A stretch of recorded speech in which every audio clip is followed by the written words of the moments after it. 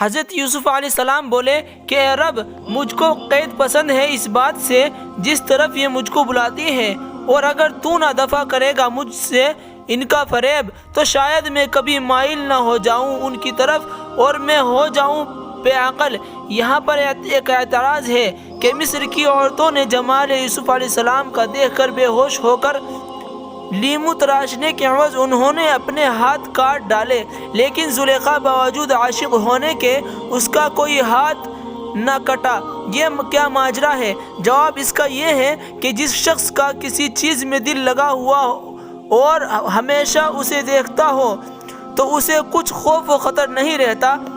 اور جس شخص نے وہ چیز نہ دیکھی ہو تو اس پر دہشت ہوتی ہے۔ چونکہ یوسف علیہ السلام پر زلیخا عاشق تھی اور ان کے واسطے بہت محنت اٹھاتی تھی اور ان کے ساتھ مدتوں رہی تھی، اس لیے زلیخا اپنے حال پر برقرار تھی اور ان عورتوں نے اسے قبل یوسف علیہ السلام نے دیکھا تھا، اس لیے صورت ان کی اچانک دیکھ کر بے ہوش ہو کر لیمو تراشنے میں اپنے ہاتھ کاٹ ڈالے، کیونکہ ان عورتوں نے ایسا خوبصورت صاحب جمال شخص کبھی نہ دیکھا تھا۔ اور بعضوں کے اشارے سے یہ مراد ہے کہ خدا تعالیٰ مومنوں کو عند الموت فرشتوں کے ہاتھ سے تکلیف دلوائے گا اور پھر ملک الموت سے بھی ڈرائے گا، اور قبر کے اندر منکر نکیر سوال جواب کریں گے، اور قیامت کے دن دوزخ کو بھی دکھاوے گا، لیکن مومن اس سے نہیں ڈرے گا۔ جب مومن ایک بار دیکھے گا تو جان لے گا، کیونکہ اسی لیے ہمارے رسول صلی اللہ علیہ وسلم کو معراج میں تمام احوال عالم ارواح اور بہشت اور دوزخ کو دکھایا تھا، تاکہ وہ احوال قیامت اگر حشر کے دن قلب ان کا دوسری طرف مائل و مشغول نہ ہو اور اپنی امت کی شفاعت کرنے سے ہے۔ اور یہ بھی ایک روایت ہے کہ مصر کی عورتوں نے یوسف علیہ السلام کو دیکھتے ہی عاشق ہو کر لیمو تراشنے کے بجائے اپنے ہاتھ کاٹ ڈالے۔ یہ دیکھ کر آتش غیرت نے گریبان عشق سے زلیخا کے سر مارا، مانند مرغ نیم وہ تڑپنے لگی اور رو رو کر کہنے لگی کہ میں نے ہائے ہائے کیا برا کام کیا، صد افسوس ہے کہ بے وقوفی اور معشوق کے لیے بیچ دریائے رنج و بلا کے غوطے کھاتی ہوں کہ ہنوز کشتی مراد کنارے میں مقصود کے نہ پہنچی۔ غیروں کو یہ متاع دکھانا محض بے خبری ہے اور اس سے کوئی فائدہ بھی نہ ہوگا، اور اب میری صلاح ہے کہ یوسف علیہ السلام کو ان سے چھپایا جائے، اور بہتر یہی ہے کہ ان کو جیل خانے میں بھیج دیا جائے۔ یہ سب جب عزیز مصر کو معلوم ہوئی کہ مصر کے لوگ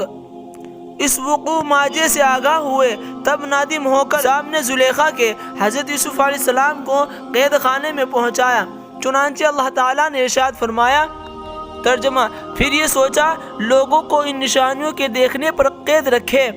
اس کو ایک مدت تک فائدہ اور نشان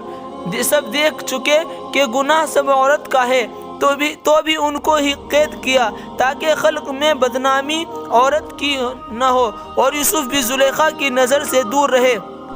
پھر حضرت یوسف علیہ السلام کو تاج مکل سر پر رکھ کر اور لباس فاخرہ پہنا کر کمر بند زری کا کمر میں باندھ کر بہت اچھا سجا کر قید خانے میں بھیجا۔ قید خانے کے نگہبان اور نگران لوگوں نے حضرت یوسف علیہ السلام کو دیکھا تو بڑا تعجب کیا، اور پھر زلیخا کے پاس آدمی بھیجا کہ قیدی کو اس قدر شان و شوکت سے قید خانے میں نہ پہنچایا جائے۔ حکم ہوا کہ سب پوشاک اس کے بدن سے اتار ڈالے، اور ساتھ ہی یہ حکم دیا کہ یوسف علیہ السلام قیدی نہیں ہے بلکہ حصاری ہے، اور میں نے اس لیے وہاں بھیجا ہے کہ کوئی اس کو نہ دیکھے اور لوگوں کی نظروں سے محفوظ رہے۔ اس اشارے سے ایک اور فائدہ محققوں نے لکھا ہے کہ ہر مومن موت کے وقت عمامہ شہادت کا سر پر اور لباس معرفت کا بدن پر اور کمر بند خدمت کا کمر میں اور اسلام کا پاؤں میں پہنایا جائے گا۔ پھر فرشتے کہیں گے کہ یا حق تعالی اس کے لباس عمدہ اور خصائل کے ساتھ کیوں کر جان قبض کی جائے گی۔ اگر حکم ہو تو سب اتار لے میں، تب حکم ہوگا یہ حصاری ہے، زندانی نہیں ہے، اور لباس اس کا ویسا ہی رہنے دو، اور تم جان لو کہ وہ میرے نیک بندے ہیں، بد نہیں ہیں۔ اور اس میں آیا ہے کہ زلیخا نے حکم کیا تھا اس بندی خانے کو اچھی طرح سے پاک و صاف اور درست کر کے اس کو عمارت عالیشان پر پرتکلف بنا کر اور اس میں ایک تخت جزا و مرصع کا وہاں رکھو اور دبائے نفیس اس میں بچھوا دو اور عنبر عود گوناگو خوشبو کے لیے جلا دو۔ پھر اس کے بعد حضرت یوسف علیہ السلام کو اس تخت پر بٹھا دو۔ اس زمانے میں بادشاہ مصر کا ملک ریان تھا، اس کے 2 غلام عقل مند صاحب ہوش تھے اور کسی خطا میں بادشاہ نے ان کو قید میں بھیجا تھا۔ دونوں کے نام یہ تھے، ایک کا نام ساقی اور دوسرے کا نام طباخ تھا، جیسا کہ اللہ تعالیٰ نے فرمایا وَدَخَلَ مَعَهُ السِّجْنَ فَتَيَانِ۔ ترجمہ، اور داخل ہوئے اس کے ساتھ بندی خانے میں 2 نوجوان، تو وہ دونوں یوسف علیہ السلام کا حال دیکھ کر ان کے جمال پر متحیر ہو گئے اور سیرت اور عبادت ان کی دیکھ کر ان کے پاس جا بیٹھے اور باتیں کرنے لگے۔ ہر ایک ان میں سے اپنے اپنے قصے بیان کرنے لگے، اور جب 3 دن گزرے تو ساقی نے خواب میں دیکھا کہ خوشہ انگور کا نچوڑتے ہیں، اور طباخ نے دیکھا کہ روٹی سر پر اس کے رکھی ہے اور پرندے سب اس سے آ کے لے جا کے کھاتے ہیں۔